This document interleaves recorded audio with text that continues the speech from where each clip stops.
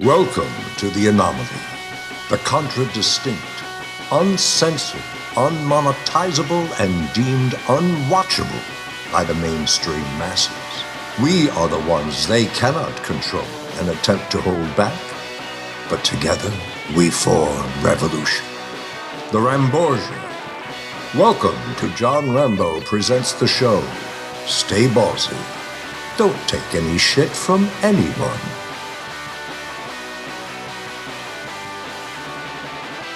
Well, recently, the Supreme Court ruled that gay marriages were sanctioned federally, nationally, not just state to state.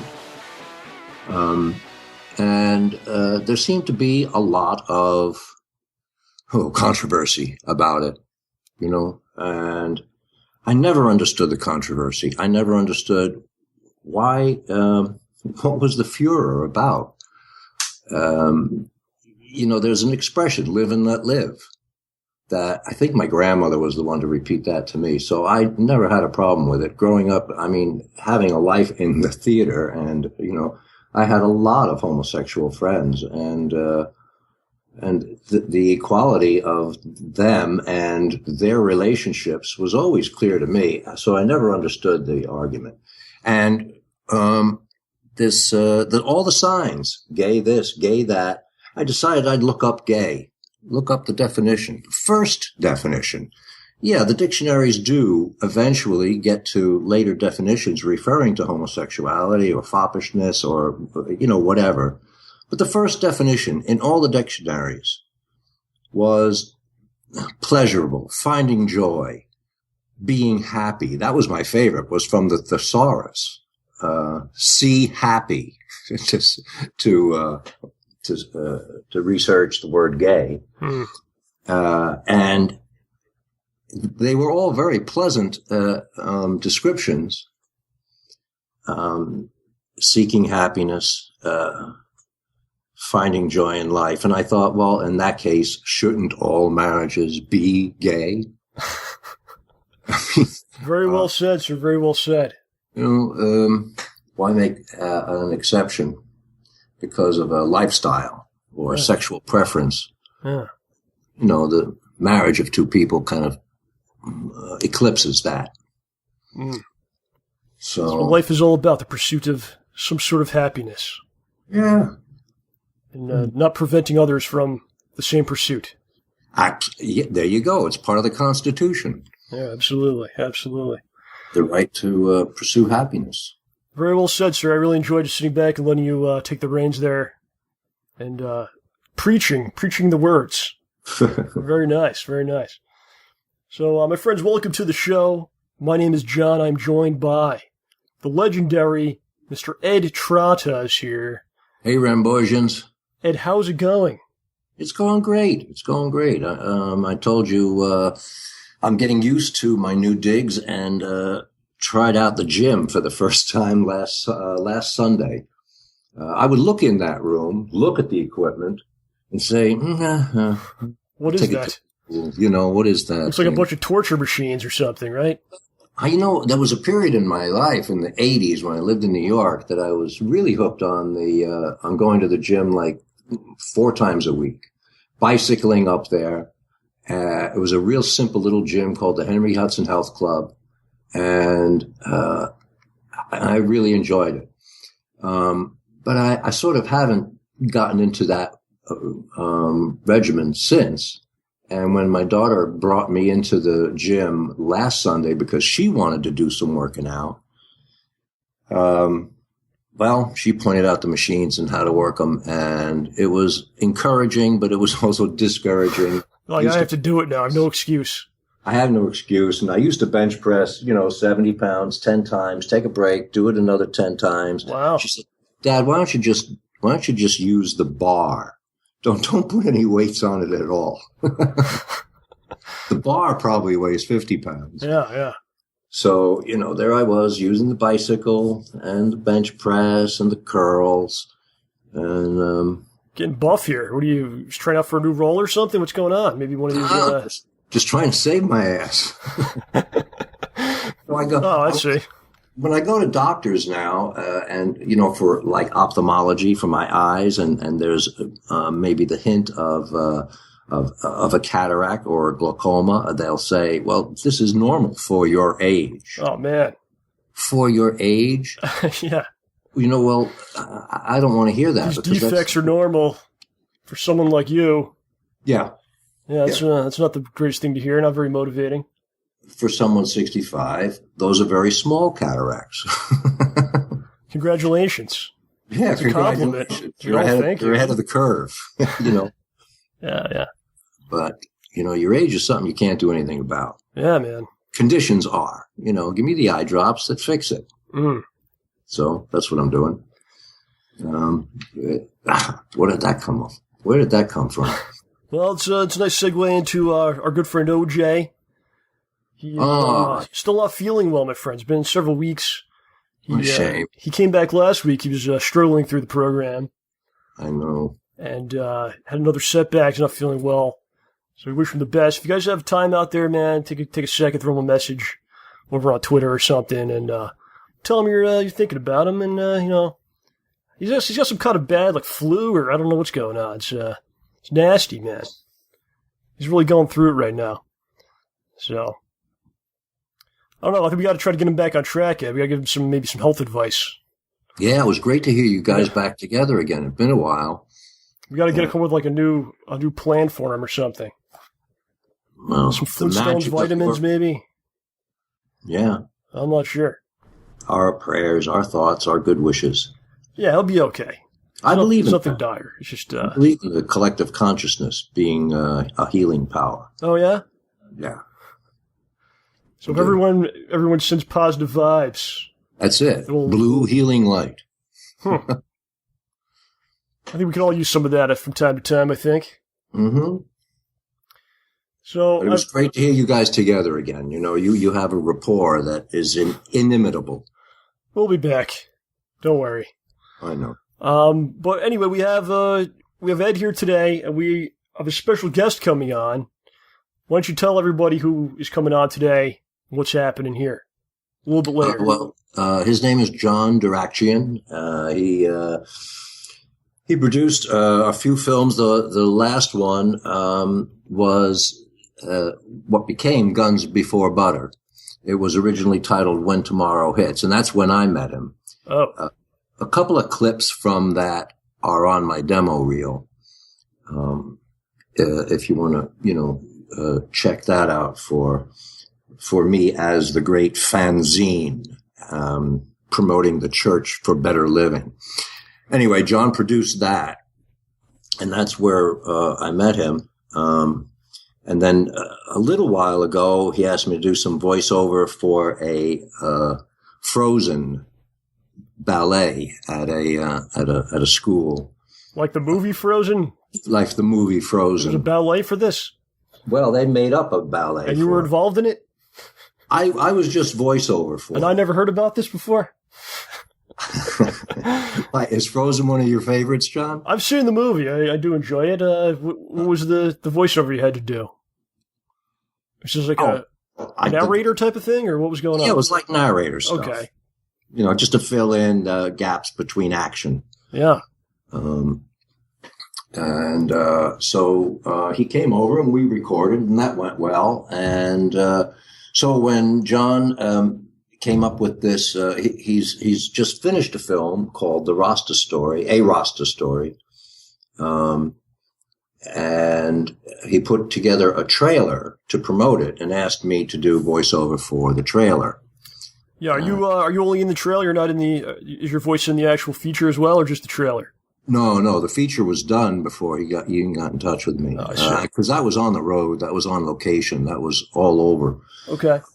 And he got the film finished, and then put a trailer together using nice sequences from the movie and just a little bit of voiceover from me. And we did it a couple of times. And the take with the slightly Rod Serling edge to it was the one he liked best, so that's what you'll hear. Yeah, we're going to play it a little bit later. We're going to play some of it a little bit later. You'll see it's Ed doing his trailer voice You know, it's like a movie trailer voice. It's definitely cool, man. We're going to talk to John, and maybe ask him some questions, too, about, the process of making independent films. He's done a couple, from what I could gather. And I know a lot of you guys out there, aspiring filmmakers, looking to do similar work. So maybe we'll get some advice or something good, That's what I'm looking for, Well, he did this as pretty much a one-man band. He had a few sort of fisheye cameras that he could stick up in the corners of the car they spent a lot of time in and switch back and forth. And he didn't have a crew per se. So there's that approach. And I guess in that case, the more footage you have to work with, the better. There's trying to get a budget together. That's another approach. Yeah, we're definitely going to ask him. We've got some questions about that, how to maybe market the thing and distribute and all that kind of stuff, man. All good information. But I have been compiling the Trotta Netflix compendium. So everyone out there's got Netflix now. Yeah. So I've been going through your resume, trying to find everything that's on Netflix out of your work. And of course, last time you were on, we discovered both of your MacGyver episodes are available on there. So we got Blind Faith and Jenny's Chance. Right. Both on Netflix. You check that out. Yeah, MacGyver was a very popular show, especially in Europe. That was gigantic. Somehow, yeah. Yeah, it was big time. Big time stuff. I've discovered that your Star Trek Voyager episode is also on there. Oh, that's nice. It's called The Shoot. Yeah, I had fun with that. I enjoyed being Pitt. It was what I call tongue acting. I was always sticking my tongue out for some reason. I don't know why. Tongue modeling. Oh. We have found out that your episode of Angel, entitled Guys Will Be Guys, or like Guy, Guise, is how it's spelled. Right. Is also on there. I actually watched this. It's you kind of talked on Twitter to some folks about this. They were asking you about it. I noticed. Tell us about this. It was kind of interesting, kind of strange. It was kind of strange because they finished the episode and they got it all edited together and put it in the can, and they realized that they were like 2 minutes short. They had to write a 2-minute scene, a teaser, which goes at the beginning. So the episode they made was too short. Was a little too short, so they wrote, Yeah, they wrote this little part in the beginning where you basically come in, you talk to, I don't remember the characters' names really, Angel's assistant. Yeah. And then you have a little back and forth, and then I'm like wondering, is Ed going to come back at the end or something? No. I was like, what was the point of this? It was just, and I noticed your character's name was Man. They just called you That's Man. it, yeah. But it was definitely well done. It was very, very nice. It didn't look like you guys were in the same shot ever. Did they film you like separate from him, or did you see that dude, or do you remember this at all? Well, I just remember being across a desk, sort of like a concierge desk. Yeah. It's like a building. It's like I don't know. They're like private eyes or something, kind of. Yeah, and I was just supposed to cast some kind of doubt about this guy, that guy. What the episode, just throw a curveball at the beginning so that you don't want to think you know what's going on. How did that part come about? Do you remember this at all? Was it something you just tried out for, or did they find you? Or? Just something I auditioned for, and I remember having a completely different take on the guy. Yeah. As being kind of shy and bashful. Uh-huh. And the director said, actually, no, we're looking for someone who's kind of tough. And I went right to it. And he said, wow, that was a bitch of an adjustment. You handled it well. So he gave me the role. I showed him I could take direction. I see. You're like, I'll do whatever you want to do. Yeah. Because I had a different take, just looking at the script. Yeah, he had like a little accent going or something. I don't remember. It was good stuff. Yeah. I just like shooting anything at Paramount. I think that was at Paramount. Paramount Pictures. Yeah. On the lot. Huh? What's that like going to a movie studio? The whole thing. Do they really have? Is it really like how they show you? It's like the guy in the booth. He's gonna let you in. And then you're in there. There's a guy at the booth. They're very high security. Yeah. They want to protect their stars. I'm Ed Trotta, the star. Let me in. Like, okay. No, you just have to.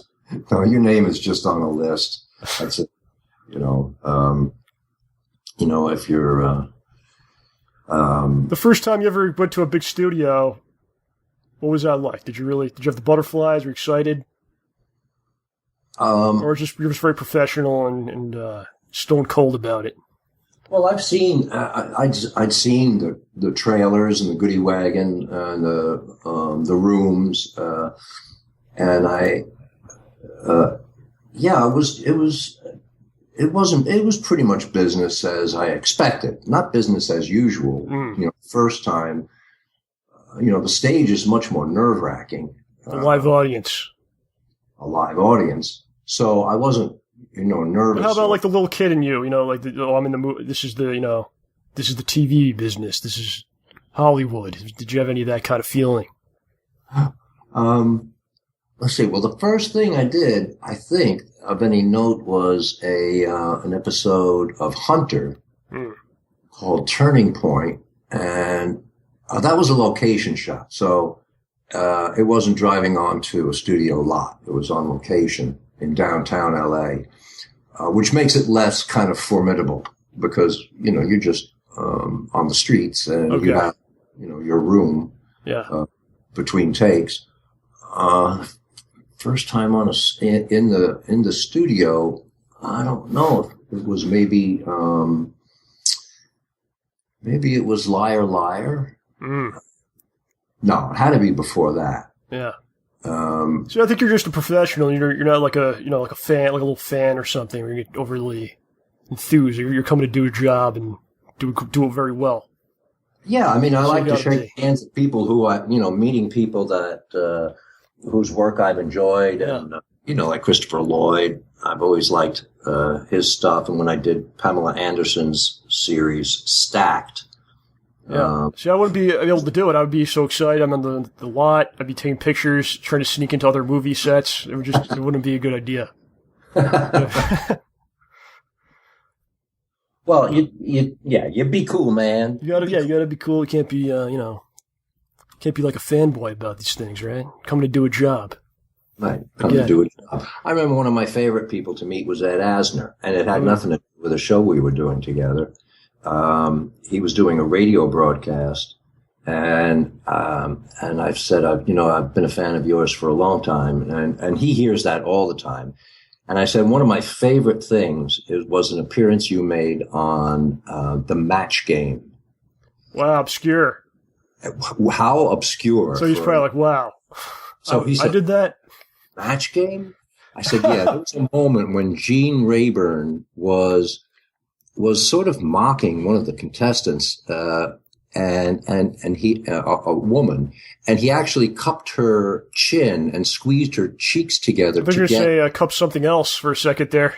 No. Like, whoa. He was trying to get her to pronounce something, and from off screen you heard Ed Asner say, "Hey, buddy, you get your kicks in strange ways." And Gene Rayburn said, "Well, to each his own." And Ed Asner said, "Yeah, but she's not your own." And do you remember any of this? Huh? Does he remember this at the time? He didn't remember it, but he said, "I said that, huh?" Oh, I said, "Yeah," and I was just so pleased that you came to her defense. Yeah, because he really was being kind of abusive, Oh, well, I think that's a sign of success, though, when you have things like that. Like for other people, that'd be like a huge thing in their life. They tell everyone the story forever. If you're able to forget these things. Yeah. Like you, I'm asking you about your first time in the studio, you don't remember it. So that's a sign of success. You've probably done it many, many times. It just becomes kind of like going to wherever, man, Well, flying up to Vancouver with Vic Tayback, he was the guest star on one of the MacGyver episodes, Jenny's Chance. And, he had just done Alice. He had been Mel in Alice for, I don't know, forever, for 7-10 years, whatever. And one of the first things I asked him was, would you do that again? Have, a series, for so long, the same character. In a heartbeat, he said. Yeah, I'd do that in a heartbeat. That was... Oh, that guy. Okay, I know what you're talking about. Oh, you know who I'm talking about? Yeah. Yeah, Vic Tayback, great guy. Yeah, if you see the episode, you'll know. He and I were pretty much frick and frack in that MacGyver episode. So we on set and off set pretty much at the same times. And to walk around town with Mel from Alice's restaurant, Alice from that show, everybody knows him, but everybody wants to call him Mel. Yeah, you kind of become the character. Yeah. As they start to, he says, Vic Tayback, and he shakes their hand. Lets them off the hook real quick. Like, could we call you Mel, though? He's passed away since. That MacGyver episode was his last performance. Oh, wow. Yeah. And we watched the airing at his house. Oh, wow. He was a great guy. Well, he lives forever on film. You can check it out, man. All that stuff's on Netflix. Pretty cool. You got a bunch of stuff on there. They always add things, so we'll see what else pops up in there, man. Yeah. That's pretty cool. If I had stuff on Netflix I was in, I'd probably just sit there all day. I would watch my things repeatedly. Yeah. I would never leave the house. Just look at me. Look where I am. Well, I'm looking forward to asking John Darakjian where we can find Guns for Butter. Okay, sure. Because I liked the original title better, When Tomorrow Hits, and it had that great song behind it. When tomorrow hits, it'll hit you hard. I don't know if you... We're going to find out something else that you were in. The movie Soulkeeper.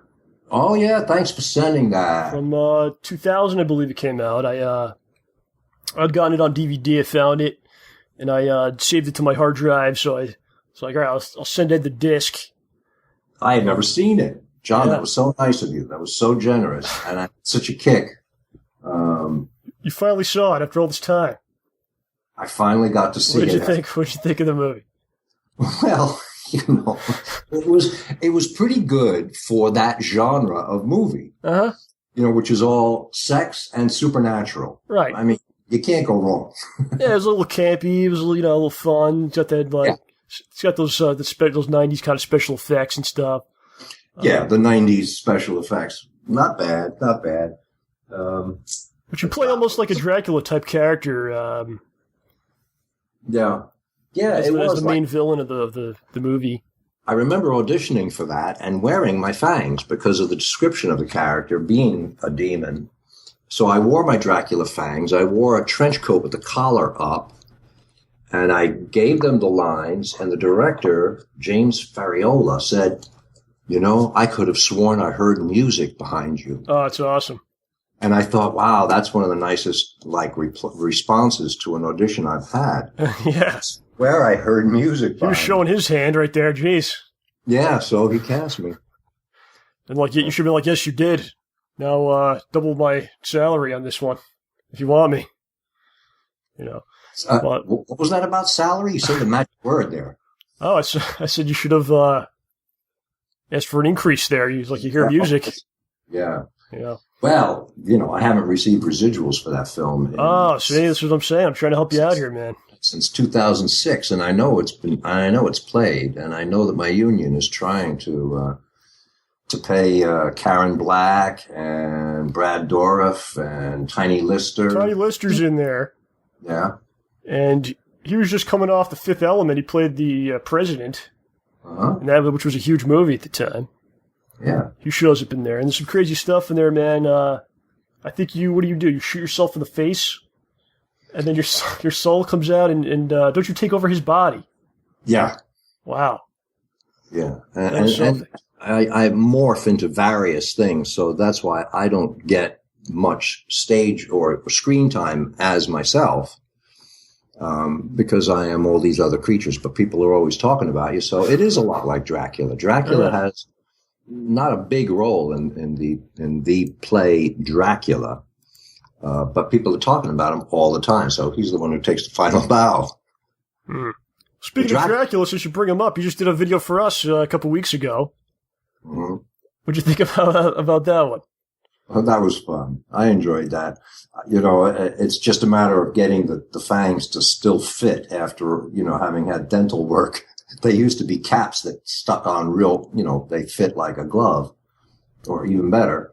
I had all that poly grip in my mouth while I was talking. But yeah, it got a nice response on my Facebook. Yeah, absolutely.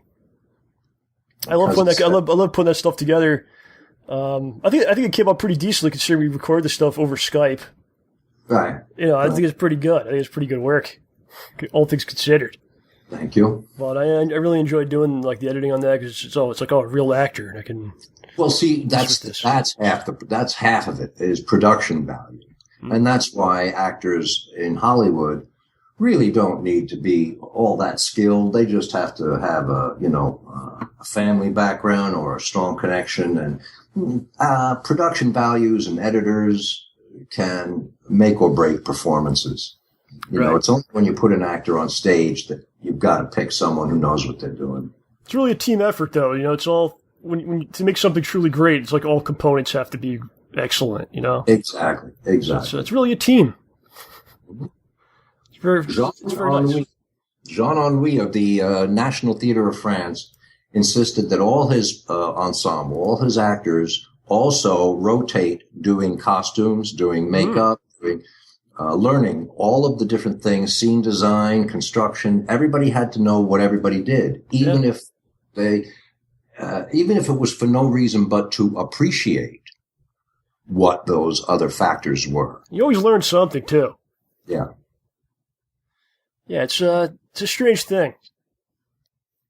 There are some scene painters, for example, on the stage that will only paint the front of the furniture that the audience can see. But a true scene painter will paint the upstage part of the furniture for the sake of the actors. Right. So they're not reminded that this is a facade. Right. You always learn something no matter what you do. Like, no matter what, even if it's just a random job. Let's say you want to be a performer or something. Just doing random jobs out there that you probably don't want to do, like, will help you in some way. You hear a lot of interviews with different actors and stuff like that, and maybe they had to do like cold calling or telemarketing or something, and that helps out. Or like even just like working at a store, kind of like on a stage, you have to go up to random people and kind of put on a performance, try to sell them some crap they don't want, So, I think like all kinds of things kind of teach you things in life and can help you in what you really want to do. That's doing right now, because she wants a future in show business, because she was pretty much born in a trunk between me and her mom. Her mom is a costume maker, a cutter fitter. She's in charge of construction, costume construction.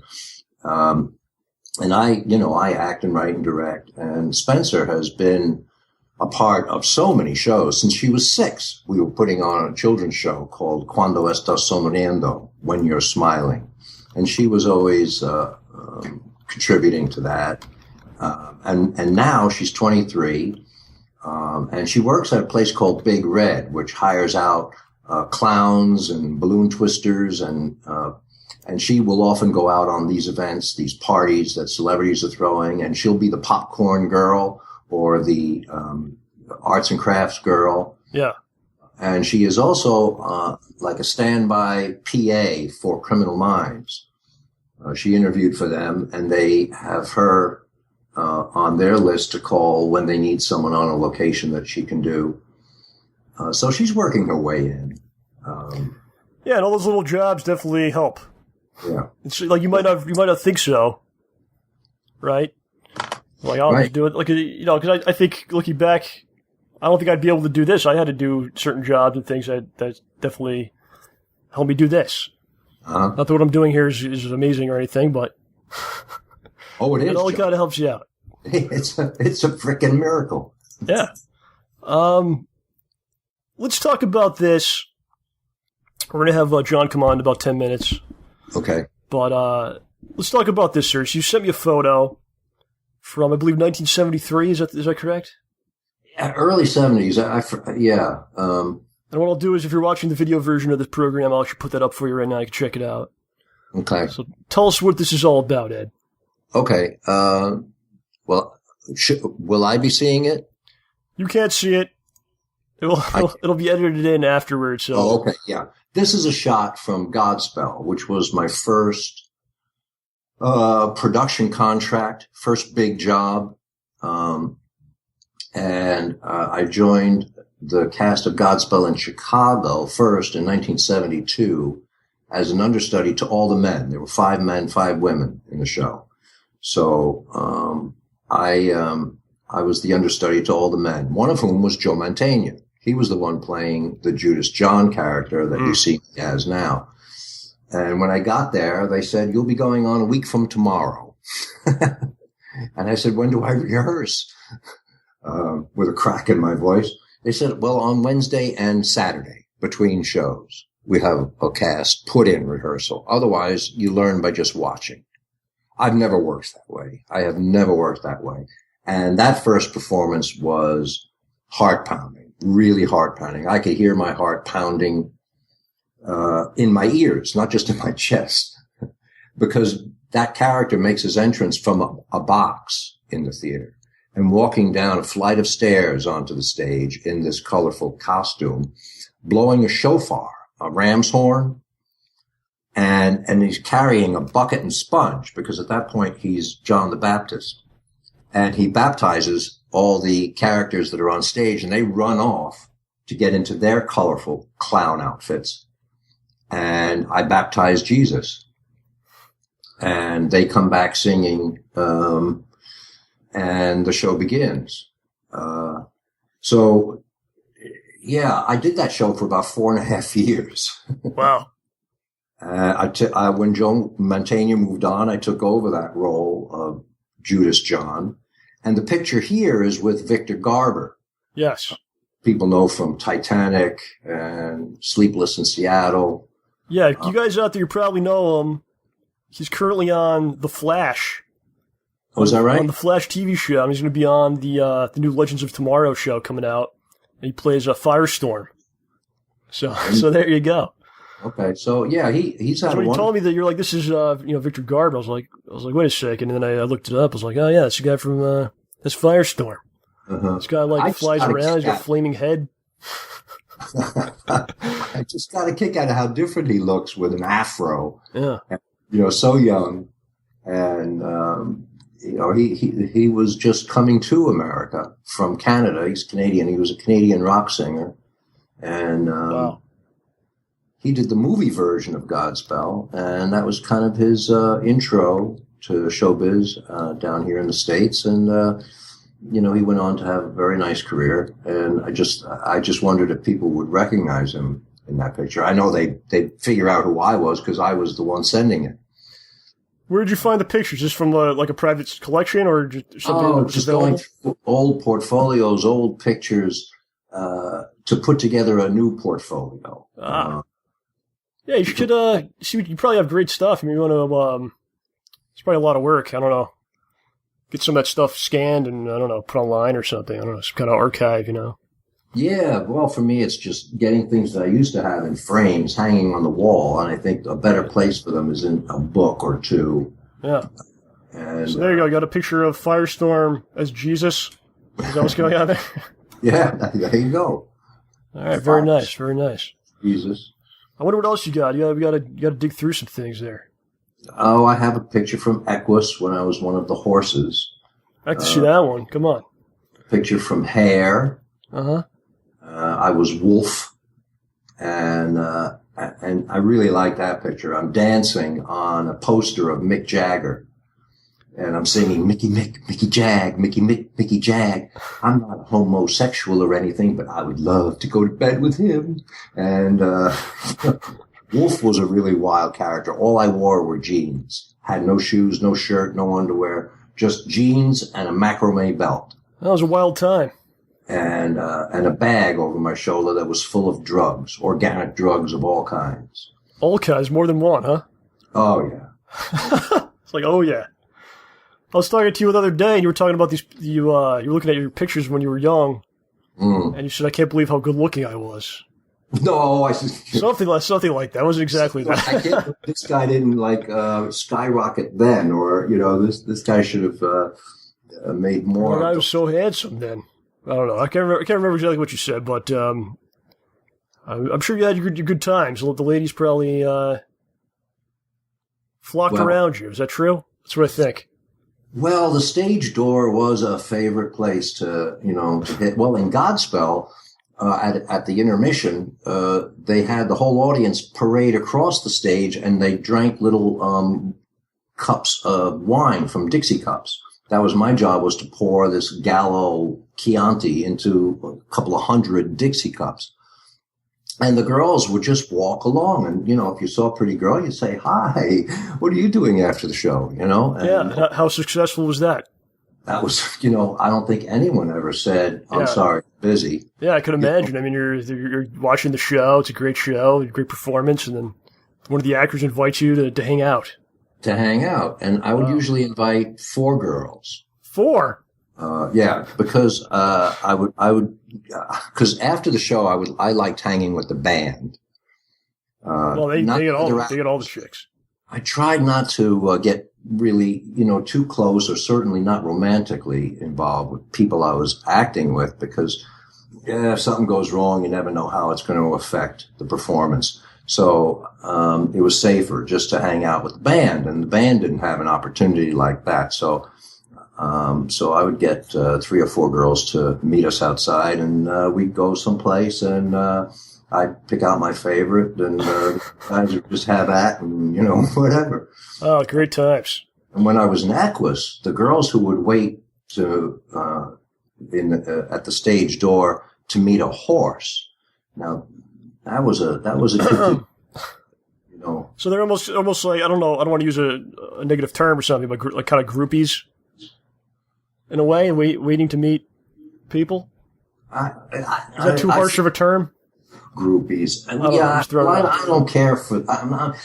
There were some. There were a couple that would fly from city to city to see the show over and over, and that, I guess, would qualify as a groupie. But no, it was me hitting on girls. That's all. You're the one doing all the damage here. I was the one doing the damage. Right, I got you. Yeah. Well, we look forward to the Ed Trotta book. I hope you put this together, sir. I want to hear these stories someday. Oh boy, I'm sorry I opened that door. What a can of worms you Well, I'm going to be nice. I could keep prying it open, but I'm going to be nice and let you off the hook here. Okay. On that one. But that's great, man. Stuff to look back on. And, makes for good memories. And be proud of. Huh. That's great stuff. All right, so what we're going to do right now, we're going to disappear for a few seconds in their time, not in our time. In our time, it'll be minutes will go by. Uh-huh. For everyone else, it'd be like a matter of seconds. Very strange, right? Okay. Think about that. But what I do is I'm going to play a little bit of this trailer. Okay. I won't be able to watch it, right? You will not. It's called A Rasta Story. Mm-hmm. John Darakjian put this together. Darakjian, yes. And you're going to see this. You're going to check out. You're going to hear Ed doing his trailer voice. Very cool.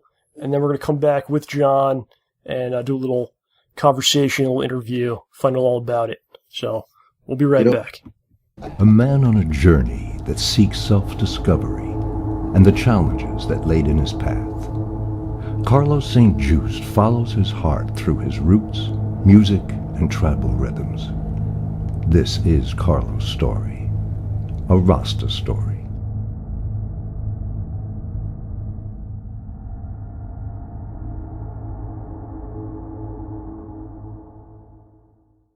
Okay, welcome back to the show.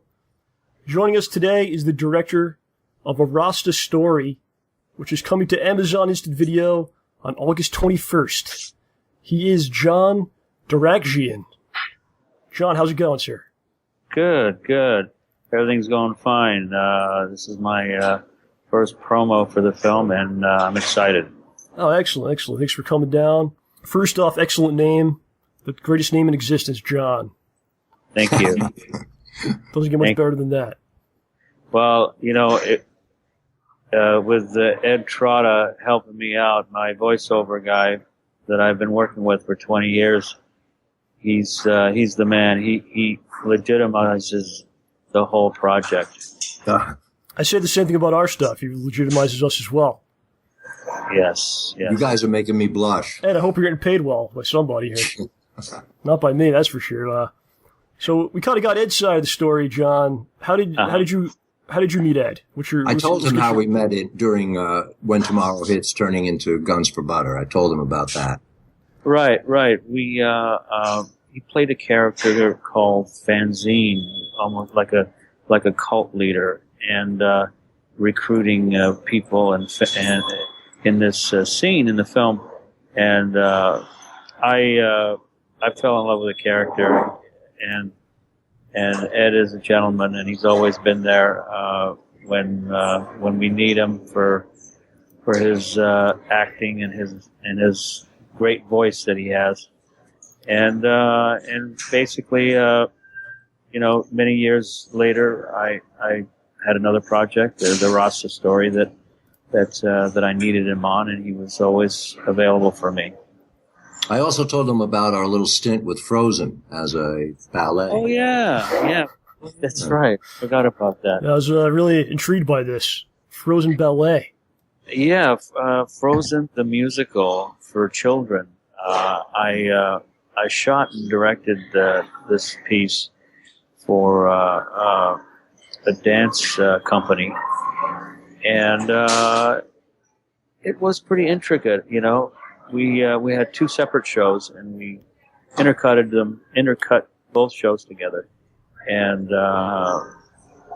Ed was the voiceover person. I didn't like the original person that we initially had for the live show, but for the DVD, Ed was there again with his great voice, with Olag and Anna and company.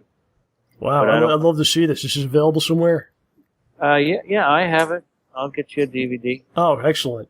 All right, let's set this up. So you mentioned you did some filming on there. You have a background in camera work, stuff like that? Yeah. I'm in Local 600. I'm a camera assistant here in Los Angeles for the past 30 years. I work on a lot of network television and cable TV too, and Comedy Central. Oh, wow. Yeah, I work with Chris Hardwick on At Midnight. Oh, I've seen that. That's my show that I work on. And on the side, I try to produce films and projects whenever the right time comes along. Yeah, we definitely want to ask you about that. We want to find more about Rasta Story as well. Sure. Let's go back to the beginning, though, just quickly get a little info on you. How'd you get into the film business? What inspired you to enter this world, and why you doing it? I used to live in Canada, and I went back in 1985 and to visit my friends, and I found out that everybody went to film school. So I took a kind of a course in filmmaking, like basically a kind of a summer course, and I ended up working on a bunch of student films, and I got the bug. And around late 1985, I got to work on my first film as a grip, and I haven't looked back since then. Worked my way up the ladder. Wow, very cool, very cool. Yeah. What's going on with Guns for Butter, John? Anything? Guns for Butter, I reached out to Jordan Ellis, the director, and I don't think it's on Amazon, or it hasn't. I think he just kind of shelved it. I'm not sure where he's distributing it, but that's I haven't talked to him in years. Film. That's my favorite film. And this is my fourth film that I've done. Two horror films and one drama and one documentary. And my first film was Night Terror. And sounds like a horror movie, right? Oh, absolutely. Okay. Came out in 1989, and you can search engine it on YouTube. There's some favorite gore scenes that people have posted that they like, and it was a big hit in Humboldt County.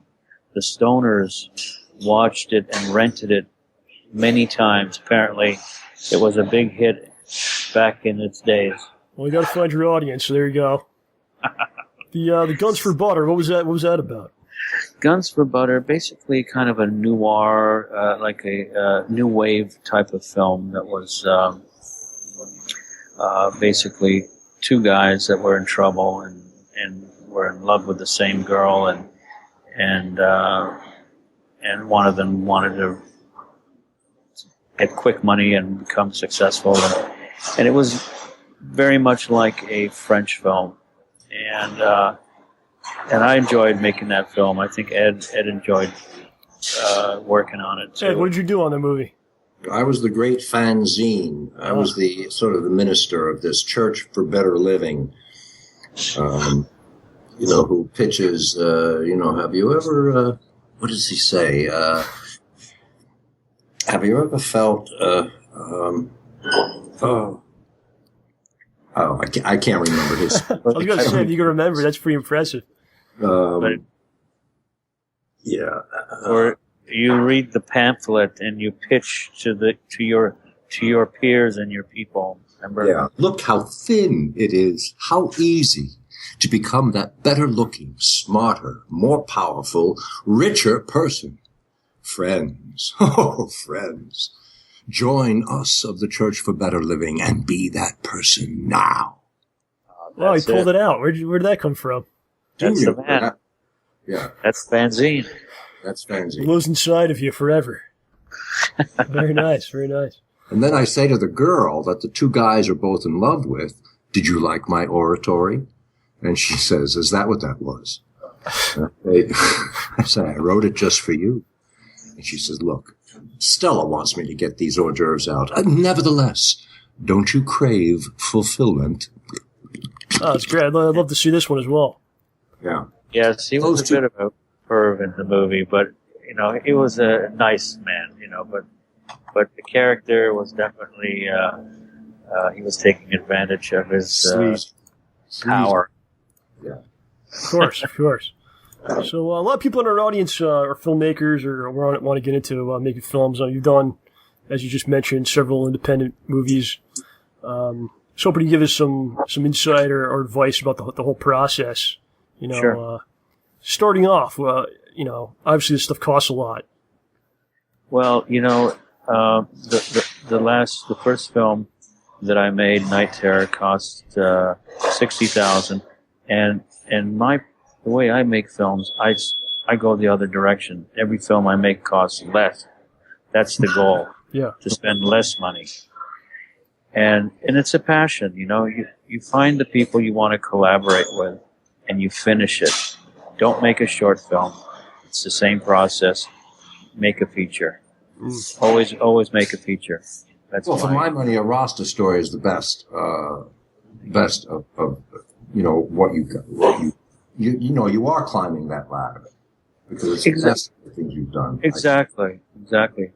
Well, the thing is, you have to have a passion, and I captured, basically, real life, a character, a person that Carlo, the main lead, he was a poor guy from a Caribbean island that wanted to play music, and he traveled halfway across the country in a broken down truck and made it to Los Angeles, and 10 years later he's on national television and traveling the world. I mean, how cool is that? And the whole story is about reunion. It's about memories. It's and Carlos himself is so infectious. His laugh, his smile, you can't help but love him. Even in those little moments that you can't quite follow what he's saying, he's infectious. Yeah, you're right, Ed. It's sometimes it's hard to understand him, but you can feel his energy. Yeah. You're absolutely right. And anyways, we got together, we went on a road trip, I shot the interview, and that was my main thing, is to capture the story. Once we captured the story, we basically pulled all the musical elements together to make complete film wraparounds. And we just, we called everybody and we did a reunion, and we rented a space down in Little Tokyo, and we invited friends and family and packed the place in, and we shot it. And believe it or not, I cut it and edited and shot the whole thing myself. Wow. It's kind of a one-man show. But, nowadays, it's not about equipment. It's about how you use it. Mm. I think that's what everybody is doing out there. They've got an iPhone, they've got a GoPro, they've got some kind of capturing device. And if you got a story to tell, just shoot it with whatever you have. Awesome. So you're talking about a Rasta Story. It's coming to Amazon on August 21st. Is that right? Correct. Amazon, August 21st, and also we're going to have a premiere at Wilshire Screening Room, October 27th, between 6 and 8 p.m. You're invited, John. John, right? I am John, yes. I'm on the other side of the country from you guys, though. I'm not sure if I could make it out, but I appreciate the invite. Yeah, if you can make it, that would be nice. Yeah, we'll see what happens. Ed, you're invited, of course. Thank you.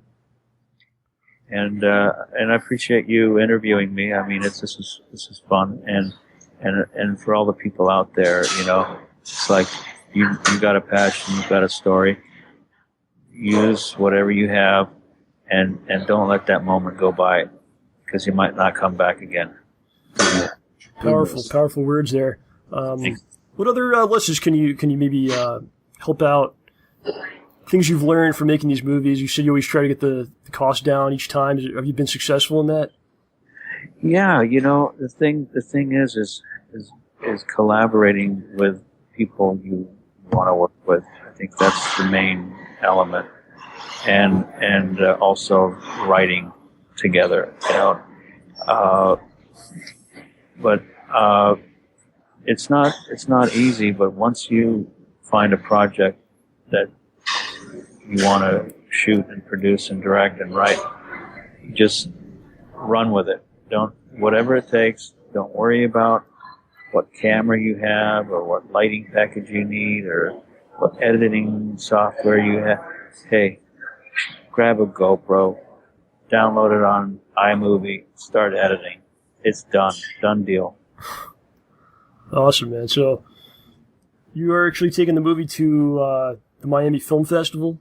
Yes, actually, Miami Film Festival is, I think, I don't know if I've won yet, but in a week or two I'll find out.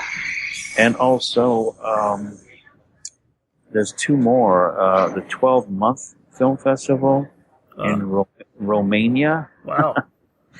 and then also the documentary, the short film documentary film festival too. So there's three of them right now. And also that's for everybody that's out there. There's almost 2,000 film festivals worldwide. Mm. And Freeway Films is a site that you can build your electronic press package on and build your bio, build your trailer, and it basically is linked to all the submissions that are out there. And it's such an easy way to get your film out now to the festivals. Freeway Films. It's amazing. You just put all your information into the template that they provide, and then you click on the submissions and see what festival you want to send it to, and it's just a click away, and they're the #1 site right now on the internet. You've had some good results from that too, so it's... Yes. Yeah, I did have.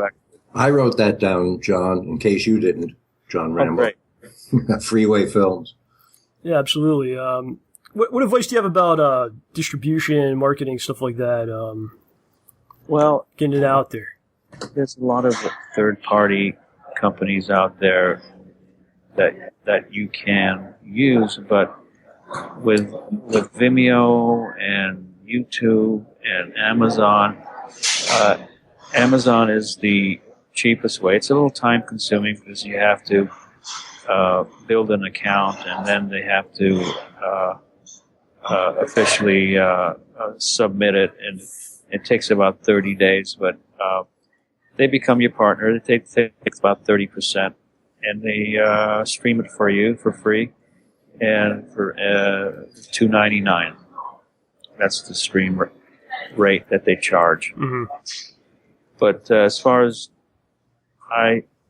I'm concerned, I distributed this myself, and anybody can do it now.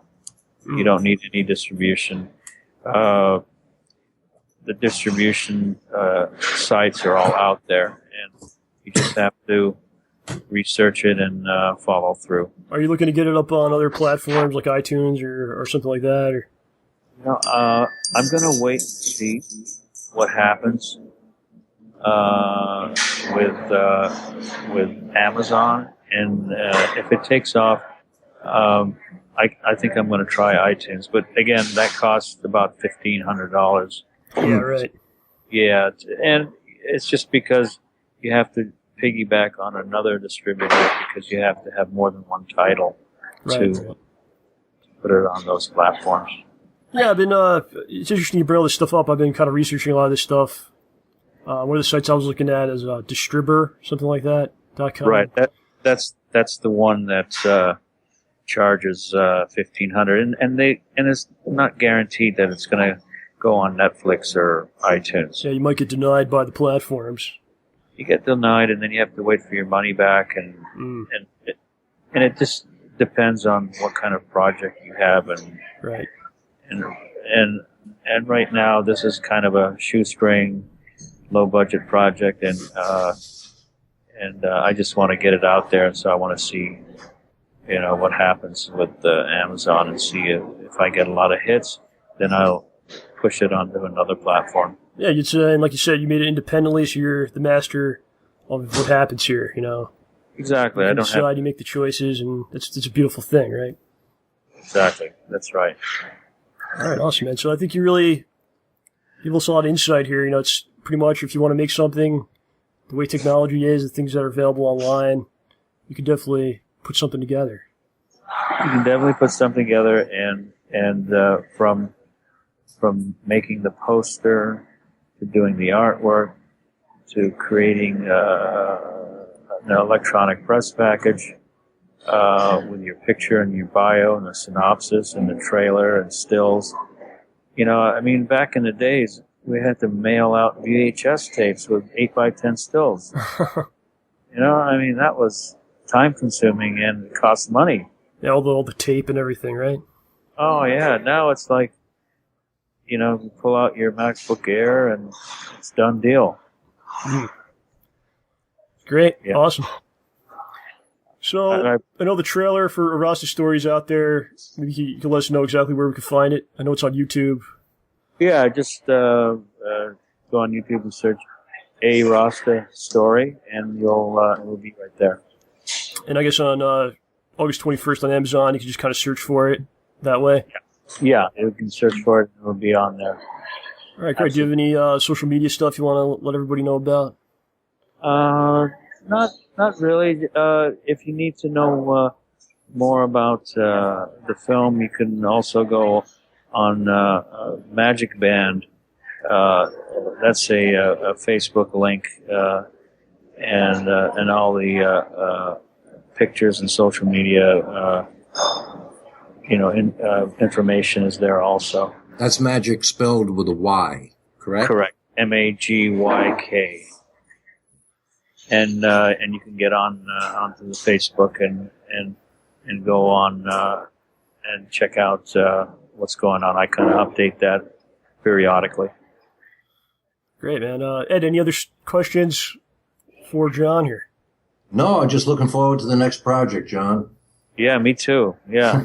Do you have something else in mind coming in the future that you might be working on, or is it too early to let us know? Well, I do have do have a script and that I wrote, and I'd like to produce that at some time. But it's not a run and gun type of project. It's more of a drama, and so I'm looking forward to doing that one day. All right, excellent, man. Thanks for coming on. It's really inspiring to see somebody putting a bunch of movies together and having a long career like you have. And we wish you all the best with the Rasta Story and everything else you're working on. Well, I wish you the best too on your show. Thank you, sir. All right, you got it. All right, we'll talk to you later. Hey, John, take care. All right, Ed, take care. See you later. Bye-bye. All right, friends, that was John Darakjian, maker of several independent movies. Very cool, man. Yeah. Yeah, thanks for bringing him on here, Ed. My pleasure. That's what we do. We're all in the same boat. We've got to help each other out. Yeah, absolutely. I love having different people on here. And just kind of finding out, my biggest thing is finding out why they got into doing these things in the first place. Uh-huh. That's always very interesting to me. And then just what inspires people to make creative things. Right. And his journey led him to making this film about reunion, about memories, about, real life. And I've been thinking about the obsession with superhero movies. We're obsessed with them over here at the show. I know. Oh, my God. You and OJ, you and Brian, I can't keep up with you. Yes. You know the details. And I was wondering why the popularity of this. And I think it's twofold. I think, the most obvious is that they are such pure escape from, the way just the world condition, Right. The news, when you watch the news, there's not much good on there, Star Wars and droughts and fires and deals with Iran, it's, and we're anxious to escape. So we go to the movies to escape. But also, I think there's a thing about looking for a superhero, hoping for a superhero, wanting to believe that there's either an individual or a protector, of the human race, of the planet. Yeah. I've been dreaming of a weaponless world lately. Oh, yeah. Everything from, the power grid. These days, all you have to do is damage that. All communications go down, no cell phones, no internet, or nuclear weapons, down to assault rifles, down to handguns, down to knives, down to broken bottles. Let's get rid of a weaponless world. Yeah. I think a perfect world would be one where weapons exist, but no one uses them. You know what I mean? Like, no one will ever use them. Well, then why have them around? Well, I guess they wouldn't exist at that point, right? Right. They wouldn't exist. Yeah. They would cease to exist because there'd be no use. Yeah. We're the only animal that uses a weapon because we're the animal with the opposing thumb. Uh-huh. Which gave us technology and tools. No other country, no other animal has the opposing thumb to wield. Yeah. So, is there really a reason for weapons in 2015? You know what I mean? Well, that was the point in 2001. The reason that we have weapons is because other people have weapons that might use them, so we have to have the weapons to fight the people that have weapons, or to stop people that have weapons. So then it's like a cycle, right? Well, that's the argument that gun owners promote, is that if you make possession of guns illegal, if everyone has guns, then only criminals will have them. Yeah. Because they don't care about the law. Yeah, it's so there's all kinds of levels to it. Yeah. And our superheroes don't use weapons; they use superpowers. Right. Yeah. I don't know. I don't know what the answer is. I certainly don't have it. I'm like that old, like the 10 Years After group song. I'd love to change the world, but I don't know what to do. So I leave it up to you. At the same time, though, it seems so simple, doesn't it, though? Just put out, whatever you got, put it down. Yeah. Why can't we all just... You got the bomb, you got a gun, you got whatever it is, put it down. And then we'll talk things through, or we'll figure it out another way. So in a sense, it's such a simple thing, right? Yeah. Like, don't build the nuke. No, don't do that. Let's act like adults here. Right? That's what you're taught to be. You go through a whole schooling, and you're taught to be an adult. And then when you become an adult, it's you have to get a weapon. There was an Outer Limits episode where a group of scientists drew straws to see which one would be transformed into an alien. They had a plan that if the nations of the Earth thought that they were under attack from extraterrestrials, that we would unite, that we would have a common cause. Oh, it's been in a lot of things. That idea. Yeah. That idea, yeah. So we would stop being enemies with each other because we have a common enemy. Yeah. But things just went terribly wrong in that Outer Limits episode, and the guy landed in the woods instead of in Washington. So it failed, but it was a good idea. Let's not be enemies, I guess there's people who believe there'll always be bad guys that want to hurt you. And who's to say they're wrong? I don't know, but I guess it all starts with ourselves, each as individuals. Exactly, and so many people seem to be just snapping out of control and going on a killing spree. Yeah. And I would suggest to whatever global enemies we have, don't attack, don't bother, just wait us out. We're doing ourselves in. Yeah, it's true. Yeah, it's alarming. You don't know. I mean, it's sad. I mean, your loved ones, family members, friends, you leave in the morning and you don't know what could happen.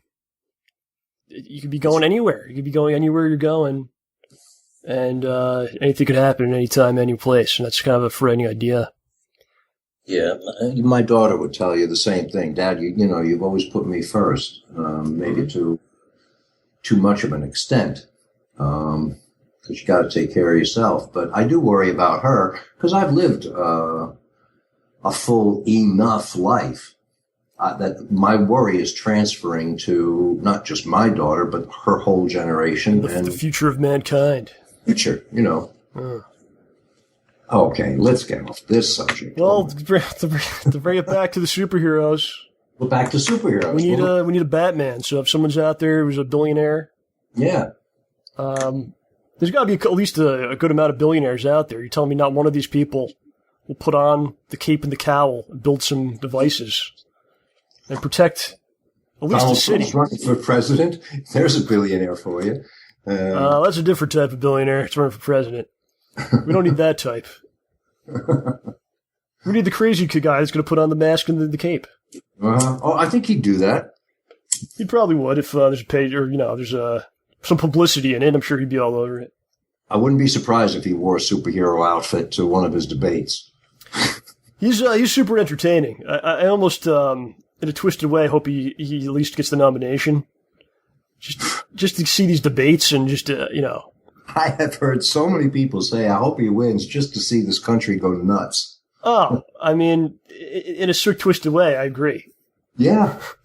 But you got to realize it's real life. It's not a movie. Like, if it was a movie, I'd be like, I hope he wins. I want to see the ending. Right. When the world explodes. We sampled that in California when we made Arnold Schwarzenegger the governor. It didn't work out too well? I don't think so. I mean, he's an actor, and he couldn't even do that well. Why make him a governor? Well, maybe I don't know. Oh man, the governor. This is the political part of the show where most people will disagree with what we're saying and not to like it. So let's change subjects here. Yeah, let's. I'm completely covered in sweat right now. What do you got? You're completely covered in sweat. Just from heat. Yeah, it's super hot today. It's in the upper 90s. Don't have any air conditioning at the moment. They're doing some work outside, and they removed the units. They're like replacing them, and I don't know what's going on. So, how's the humidity? It's bad. It's very hot. I've got a small fan. Yeah. And I'm just sweating profusely. But hey, man, it's not so bad. Okay. So I hope you got notes. I hope you did take notes from John Darakjian, because I wanted him to be encouraging to just do it. The old Nike phrase. I think so. I think he's been encouraging to all of us. I think everything he says is true. I think OJ and I have experienced it ourselves. Like, you could definitely put something together. We were able to do something. You guys out there certainly can. Just the way it's a double-edged sword in a lot of ways too. Because there's so many people that can make things. Yeah. And it all kind of becomes lost in like a soup. You know what I mean? Like a white noise kind of thing. Yeah. So it's really hard to kind of break out and be like, no, ours is pretty good. Hey, check it out. But there's a lot of options to be creative, a lot of tools at your disposal, which is always a great thing. And the things that are really good will break out. I believe that, they will stand. Things that are really good will stand out. All right, so I think it's going to wrap us up for the week, Ed. Any final thoughts on today's program? Well, I think John gave us a lesson, John Darakjian, that if you have the passion for doing something, you can just do it. The old Nike ad, just do it. And I felt that way when I put my Abraham Lincoln play together. It took 2.5 years of reading and researching, but when I got around to thinking of putting it on stage, I decided on, where the slides should go, 2 slides only, what the set should be, and all of those smaller things that I'd done earlier in my career all came into play, and I knew how to put it together. And so I hope you found it encouraging when you move on to your next project, having done all the things you've done. Absolutely, man. It's you do anything, you put a lot into it. It's a lot of hard work. Well, if you find out someone digs it, it all kind of makes sense. It's all kind of worth it, I think. Yeah. And I think if you make something, you want to inspire other people to make things, and that's what it's all about. It's like it just keeps going. It's like art begots art, I guess, right? Is it something? And maybe you can inspire something to make something even greater than you did. And, there's endless possibilities out there. So it's true. So I hope in years from now, someone will say, like, I used to check out the show, or I used to check out something you did, and now look what I did, and now I'm rich, and I made multi-million-dollar films. And I'd be very happy with that. Be happy for you, and I'd say, well, can I have something? Because no, I probably wouldn't, but you know what I mean, Ed. I do. I'm happy going through these old pictures and putting them in a new portfolio and looking over the span of my career. I can feel pretty satisfied. And John certainly had a high opinion of you, sir, as do many people. So that's something to definitely look back on and feel good about. Like that, like I said, you inspired people to make things. I'm a mean potatoes actor. He just said it. You can't deny this now. And I'm saying it too, so. I don't want to deny it. You're spreading the love all around. Spread the love. That's right. That is right. Yeah. Of course, check out Ed on the Ed Trotta Facebook fan club. Posting a lot of stuff lately, I've been noticing. A little bit. Here and there. Yeah. Yeah, it's a real Facebook fan page. It's not one of these ones where people buy all the likes. You have real people there checking it out and reading it, which is great. Uh-huh. And all that stuff, man. Of course, on Twitter, Ed_Trotta, at Ed_Trotta on Twitter. And I suppose you'll be back next month. I hope so. I hope so. All right, yes. Man. It's been fun. It's been great. Been a great show here. Really enjoyed it. Me too. Ed, Me too. It's always the fastest hour of the month. Yeah, it's true. Yes. It's the hour that I spend with you. Yes. Yeah. All right, so that's going to wrap us up. We'll be back next week. Hopefully OJ's feeling a little better and get to hear his lovely voice. I certainly miss it. in the middle of the night. You know how it is. Ed, if you don't mind, say goodbye to the beautiful people. Goodbye to the beautiful people. Goodbye, Ramborgians. Goodbye, fans. Have a great week, great weekend, and be nice to each other. We can all get along. This has been a production of STAYBALLSY.com, the best in free and optional entertainment. Have a pleasant evening, and remember, stay ballsy. Don't take any shit from anyone.